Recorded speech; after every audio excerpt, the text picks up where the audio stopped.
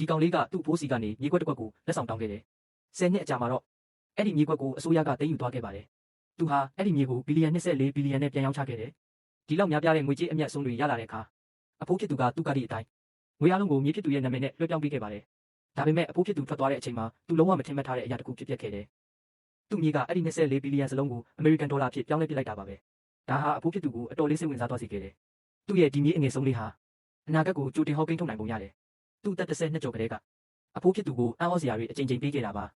ဝီလီယံကတော့အဖိုးကိုစိတ်မပြတ်စေခဲ့ပါဘူးသူဟာဖခင်ဖြစ်သူရဲ့ကုမ္ပဏီစီတန်တန်မတ်မတ်သွားခဲ့တယ်နိုင်ငံရဲ့ခြားရုပ်ရှင်ပွဲတော်ကိုအတူတူတက်ရောက်ချင်လို့ပါ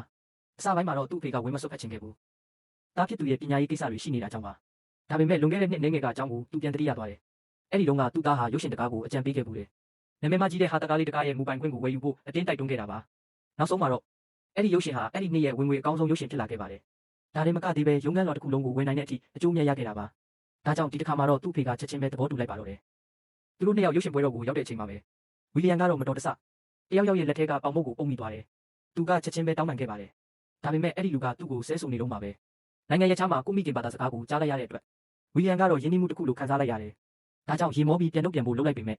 သူ့ကိုစိုက်ကြည့်တာခံလိုက်ရပါတယ်ဒါနဲ့သူကရော်ကြီးပေးဖို့ပတ်စံအမြန်ထုတ်ပေးလိုက်တယ်အဲ့ဒီလူကချက်ချင်းပဲတစ်ဆက်တန်းပေးဖို့တောင်းဆိုလိုက်ပါတော့တယ်